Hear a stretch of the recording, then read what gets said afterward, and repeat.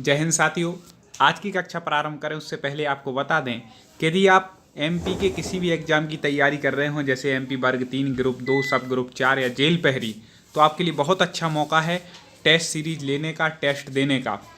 आपको क्या करना है, प्ले स्टोर से परीक्षा ऐप डाउनलोड करना है और उसके माध्यम से आपको टेस्ट सीरीज लेनी है।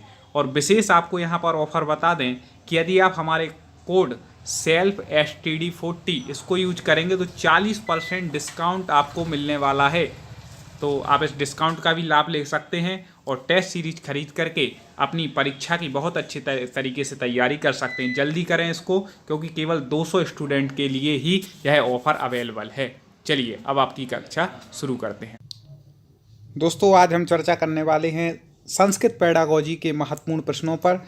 ये प्रश्न आपकी परीक्षा के लिए बहुत ही उपयोगी है, इसलिए मेरा निवेदन होगा कि पेपर से पहले आप इनको रट लें, वीडियो को बिल्कुल पूरा देखें और इनको पूरा रटना है। पिछले वीडियो ना देखे हो तो आप प्ले लिस्ट में जाकर के देख सकते हो। हमारे यूट्यूब चैनल टॉप 50 स्टडी, इस पर सारे वीडियो हैं, इसको सब्सक्राइब करें। चलें शुरुआत करते हैं। संस्कृत पाठ्यक्रमे संवाद लेखकस्य मूलोद्देशः अस्ति। क्या कह रहे हैं कि संस्कृत पाठ्यक्रम में संवाद लेखन का मूल उद्देश्य क्या है। 4 ऑप्शन है, जल्दी से आपको कमेंट में बतलाना है हमारे बताने से पहले। ए सृजनात्मकता, या गति लेखन, व्याकरण परिशुद्धता, या फिर संप्रेषण कौशलानी। तो आपको बता दें कि पाठ्यक्रम में संवाद लेखन का मूल उद्देश्य क्या है, सृजनात्मकता। आगे देखते हैं। भाववाच्यात्मक क्रियापदस्य उदाहरणम अस्ति। मतलब भाववाच्य की जिसमें क्रियापद की प्रधानता हो उसका उदाहरण क्या हो जाएगा। ये 4 दिए हैं। भाववाच्य इसमें प्रधान हो तो हसति, हंसना क्रिया किस वाच्य में होती है, भाववाच्य में होती है। जैसे नृत्यम करोति, ये तो कर्तरीवाच्य हो गया। ठीक है, नृत्यम करोति नृत्य करता है, सीधा मतलब हो गया है यहाँ पे। इस प्रकार से हसति मतलब हंसता है। क्या हंसता है ये समझ में नहीं आ रहा, तो भाववाच्य में ही होता है। क्या का उत्तर जहाँ पर ना मिले वहाँ पर भाववाच्य होता है। ये सारे वीडियो हम आपको पढ़ा चुके हैं, हमारे यूट्यूब चैनल पर अपलोड हैं। नाम पद केंद्रीकृत उपागमः मन्यते यत अधिक अधिगमनम संघटनात्मकम। क्या कह रहे हैं, तो यहाँ पे कह रहे हैं नाम पद केंद्रीकृत मतलब नाम पद को केंद्रीकृत करके उपागमः मन्यते, उपागम को माना जाता है, यत जो अधिगमनम संगठनात्मक, जो अधिक संगठनात्मक होता है। तो यहाँ पर 4 दिए हैं, एक प्रकार से उदाहरण ही टाइप के दिए हैं जैसे। तो इसका हो जाएगा 4 में से विद्यार्थिना रुचिरनुगमनम क्रियते, मतलब विद्यार्थी रुचि के अनुसार अपना अनुगमन करते हैं, जहाँ उनकी रुचि होती है वैसा कार्य करते हैं। ये हो जाएगा। आगे देखें, बहुत महत्वपूर्ण प्रश्न हैं आगे, कुछ सरल हैं कुछ कठिन हैं, सब पढ़ना है। कहा प्रकारात्मकः शब्दः। 4 यहाँ पर शब्द दिए, इसमें प्रकारात्मक शब्द कौन सा है, जल्दी से बताइए। तो आपको बता दें कि किमपि ना का अर्थ हो कोई नहीं, विक्षिप्त शब्दों को प्रकारात्मक नहीं कह सकते, सभी शब्दों को भी नहीं कह सकते। हाँ, जो रचनात्मक शब्द हैं उनको क्या कहते हैं, प्रकारात्मक शब्द कहते हैं। याद रखिएगा, रचनात्मक शब्दों को क्या कहते हैं, प्रकारात्मक शब्द। आगे भाषावगमने परीक्षणे च पत्राधारा इदम निर्देशयति।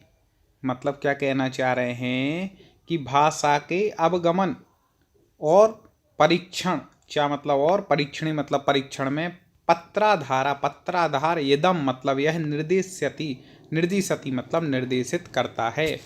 भाषावगमने परीक्षणे च पत्राधार क्या निर्देशित करता है, तो आपको बता दें कि भाषागमन और परीक्षण में पत्राचार यह निर्देश करता है कि विद्यार्थी नाम मतलब विद्यार्थियों के अवगमनाभिवृद्धि मतलब विद्यार्थियों के अवगमन में वृद्धि हो, और सूचक कार्य संग्रहणम निश्चितम निश्चित काले मतलब निश्चित काल में जो कार्य संग्रहण किया गया है वह पूरा हो सके। तो यही क्या पत्राधार निर्देश करता है। अगला देखते हैं। पठन समये विसंज्ञायाः अर्थः। पठन के समय विसंज्ञा का क्या अर्थ है। ठीक है, तो इसका सरल हो जाएगा, देख लीजिए। विसंज्ञा का क्या अर्थ हो जाएगा, विश्लेषणम कर्तुम अवगंतुम च, मतलब क्या करना, विश्लेषण करना, व्याख्या करना, एक एक शब्द की व्याख्या करके ज्ञान प्राप्त कराना। यही क्या हो जाएगा विसंज्ञा का अर्थ हो जाएगा पढ़ने के समय। आगे देखते हैं, सम्मिश्रित शक्तिमत समूह अस्मिन् समानो भवति। क्या कहना चाह रहे हैं कि सम्मिश्र जो शक्ति है उसका समूह अस्मिन मतलब इस समानो भवति, इसके समान होता है। किसके समान? 4 ऑप्शन दिए हैं। तो आपको बता दें कि सम्मिश्र शक्ति कहाँ पर होगी? जहाँ पर समाज होगी तो सामाजिक स्तरे मतलब सामाजिक स्तर पर। कई लोग सोच रहे होंगे कि थोड़े कठिन प्रश्न हैं। देखो भैया, अब नौकरी चाहिए है तो थोड़ा तो कठिन हमें पढ़ना पड़ेगा। एक बार में समझ में नहीं आए 2 बार में पढ़ें। पहले शुरू में जो हम वीडियो लाए थे उसमें सरल प्रश्न भी लेकर के आए थे, तो दोनों प्रकार के प्रश्नों को अच्छे से पढ़ना है। आगे बढ़ते हैं, क्या कह रहे हैं कि पठित ग्रहण परीक्षायाम ईदृशा प्रश्ना भवन्ति। मतलब पूछ रहे हैं यहाँ पर पठित ग्रहण परीक्षाएं मतलब पठित ग्रहण परीक्षा के अंतर्गत ईदृशा प्रश्ना भवन्ति, इस प्रकार के प्रश्न होते हैं। कैसे प्रश्न होते हैं जब पठित ग्रहण की अपन परीक्षा करते हैं? तो आपको बता दें कि 4 ऑप्शन यहाँ पर दिए हैं, तो इसका उत्तर हो जाएगा सी, ए अवधारणेन। जे अवधारणा के साकम मतलब साथ, जिसमें अवधारणा के साथ अनुमानम व्याख्या मूल्यांकन च परीक्षन्ते, मतलब अवधारणा के साथ अनुमान और व्याख्या का मूल्यांकन परीक्षण किया जाता है। ठीक है, ऐसे प्रश्न पठित ग्रहण के समय होते हैं। आगे देखते हैं, शिक्षकाः छात्राणां शारीरिकं दंडम न कुर्युः यतः शिक्षक छात्राणां शारीरिक दंडम न कुर्युः, जो छात्रों के लिए वह शारीरिक दंड नहीं देता है। क्यों? ठीक है, क्यों नहीं देता, क्यों नहीं देना चाहिए उसको? तो आपको बता दें कि यदि शारीरिक दंड देंगे तो छात्रों के लिए क्या हो जाएगा? सा छात्रेषु मनोभारम भयम च उत्पाद्यति, मतलब उन छात्रों के मन में मनोभार भय बैठ जाएगा, डर बैठ जाएगा, और डर बैठ जाएगा तो नुकसानदायक, इसलिए शारीरिक दंड नहीं देते या फिर नहीं देना चाहिए। शिशो सर्वांगीणाभिवृद्धि द्योत्यति, मतलब यहाँ पर क्या कहना चाह रहा है कि शिशु की सर्वांगीण अभिवृद्धि क्या द्योतक करती है? शिशु का सर्वांगीण विकास आप कैसे द्योतक करेंगे? तो आपको बता दें पहले तो कि ऐसे हम लगभग 240वां प्रश्न है, 239 प्रश्नों पर अभी तक हम चर्चा कर चुके हैं, और लगभग मैंने आपको बताया था कि 500 प्रश्न हमें पढ़ना है, और जिसने इन प्रश्नों को पढ़ लिया तो मैं समझता हूँ उसकी संस्कृत की पेडागोजी परफेक्ट हो जाएगी। यदि आपने पिछले वीडियो नहीं देखे हों तो हमारे चैनल टॉप 50 स्टडी पर जाकर के प्ले लिस्ट में जाकर के जरूर देख लें।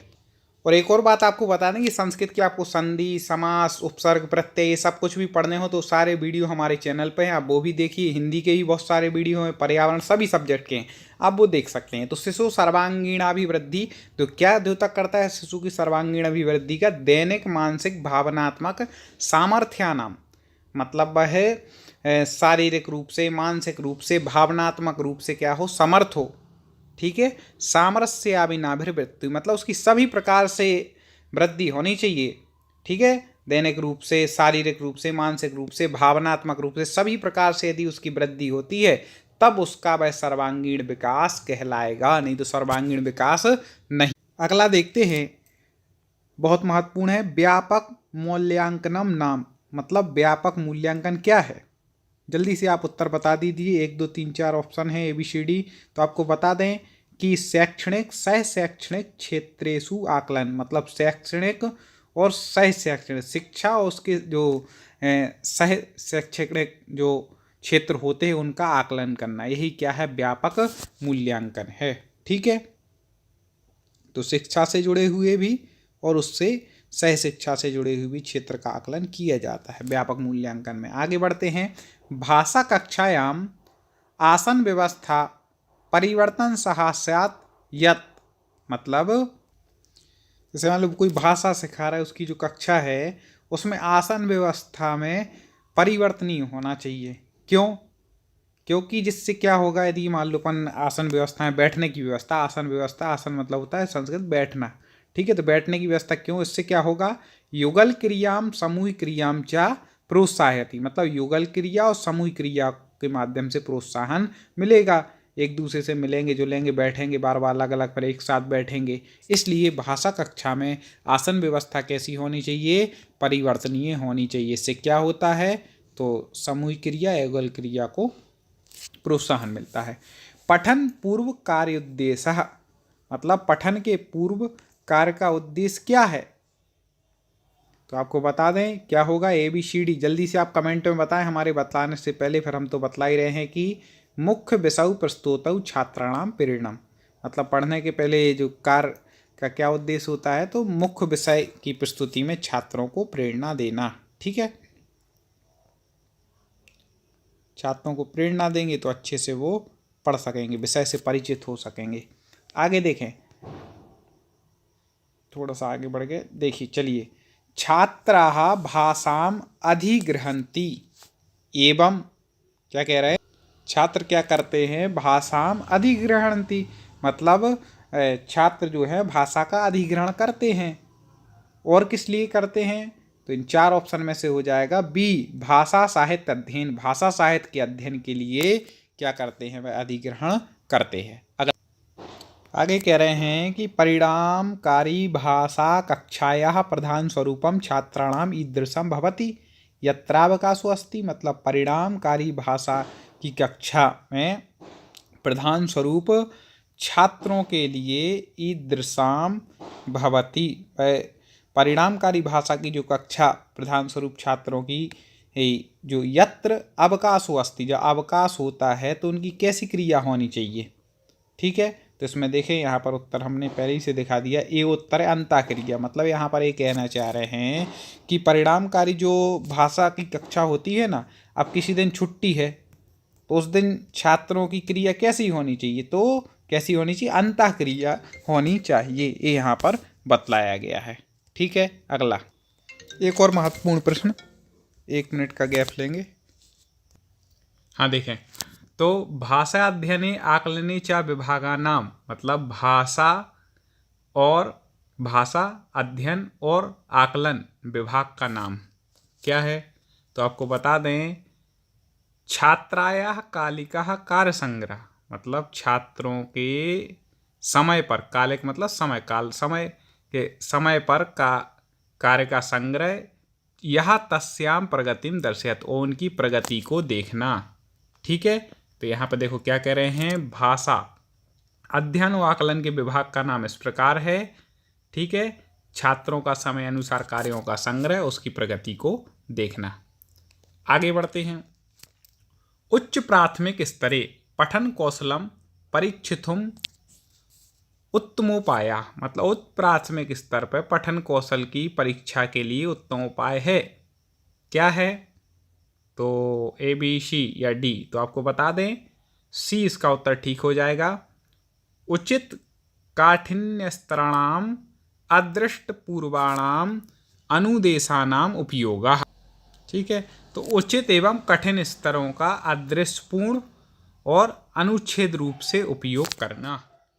ठीक है, यही क्या है, उत्तम उपाय है। आगे बढ़ते हैं। छात्राणाम स्वायत्ताम प्रोन्नति कर्तुम परिणामकारीषु मार्गेषु एकः। ठीक है, तो छात्र की स्वयं की उन्नति के लिए परिणामकारीषु एक मार्ग क्या है, तो वह है परिप्रश्नम कर्तुम छात्राणाम प्रोत्साहनम। जब छात्र परिप्रश्न करता है ना, आप जैसे पढ़ा रहे, कोई ने प्रश्न किया छात्र ने, तो उसको प्रोत्साहन दें कि बहुत बढ़िया, ऐसा नहीं उसको डांट दें, ऐसा कर देंगे तो फिर नहीं हो पाएगा। इसलिए अगला, रचनात्मक आकलनस प्रधान उद्देश्य, मतलब रचनात्मक आकलन का प्रधान उद्देश्य क्या है, तो याद रखिएगा रचनात्मक आकलन का जो प्रधान उद्देश्य होता है वह होता है बोधाध्ययन उन्नतिकरणम, मतलब बोध मतलब ज्ञान के अध्ययन की उन्नति करना, यही क्या है, रचनात्मक आकलन का प्रधान उद्देश्य है। ठीक है, इस प्रकार से अगला देखते हैं। मेरा निवेदन, पिछले वीडियो ना देखे हों तो आप हमारे चैनल पर टॉप 50 स्टडी, हमारे जो यूट्यूब चैनल है उस पर पूरे वीडियो जरूर देख लें, क्योंकि एक एक वीडियो आपके लिए महत्वपूर्ण होगा। अगले देखें, रूपात्मक मूल्यांकनम एतादृशी अनुदेशनात्मकी प्रक्रिया मन्यते यस्यां छात्राणां मूल्यांकनं भवति। क्या कह रहे हैं? रूपात्मक मूल्यांकन एतादृशी इस प्रकार की अनुदेशनात्मकी प्रक्रिया मन्यते, अनुदेशनात्मक प्रक्रिया मानते हैं, यस्याम छात्राणाम मूल्यांकन, जिसमें छात्रों का मूल्यांकन होता है। कैसे होता है? तो ये 4 ऑप्शन दिए हैं, तो आपको बता दें इसका सही उत्तर हो जाएगा सत्रांत परीक्षा द्वारा। ठीक है, रूपात्मक जो मूल्यांकन है उसका आकलन कैसे होगा? सत्रांत, सत्र का जब अंत हो रहा है, अंतिम सत्र का अंत चल रहा है, उसमें परीक्षा के द्वारा। ठीक है, रूपात्मक मूल्यांकन इस प्रकार की अनुदेशनात्मक प्रक्रिया मानते हैं छात्रों का मूल्यांकन सत्र के समाप्त होने पर परीक्षा प्रायोजित की जाती है। इस प्रकार का रूपात्मक मूल्यांकन होता है। ऐसे विभिन्न प्रश्नों को हम निरंतर लेकर के आ रहे हैं। संस्कृत पेडागोजी की पूरी तैयारी आपको कराई जाएगी। आप इसी तरह जुड़े रहें और अपना अध्ययन करते रहें। सभी के लिए परीक्षा के लिए बहुत बहुत शुभकामनाएं। जय हिंद।